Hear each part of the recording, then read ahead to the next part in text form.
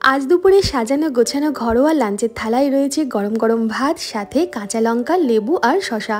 প্রথম পাতে খাওয়ার জন্য রাখলাম মচমচে করে ভাজা পুঁই পাতার বড়া, যেটা পেঁয়াজ কাঁচা লঙ্কা কুচিয়ে চালের গুঁড়ো বেসন দিয়ে মেখে ভেজেছি। এটা চাল কুমড়োর বড়া ভাজা।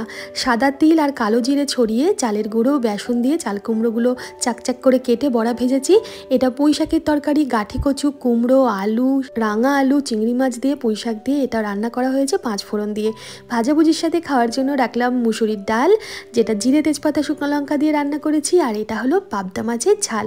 খুব সাধারণভাবে রান্না করেছি, মানে সর্ষে বাটা, পোস্ত বাটা এসব কিছু দিইনি, জিরে বাটা দিয়ে আজকে রান্না করেছি। পেঁয়াজটাও বেটে দিয়েছিলাম, টমেটোটাও বেটে মশলা ভালোভাবে কষিয়ে ধনেপাতা কুচি দিয়ে এই পাবদা মাছের ঝালটা রান্না করেছি। শেষ পাতে খাওয়ার জন্য দোকানের কেনা 1 বাটি টক দই রইলো আর 1 গ্লাস জল তো আছেই। কেমন লাগলো আজকের লাঞ্চের থালা সাজানো অবশ্যই একটা কমেন্ট করে জানিও। ভালো লাগলে লাইক শেয়ার করতে ভুলবে না।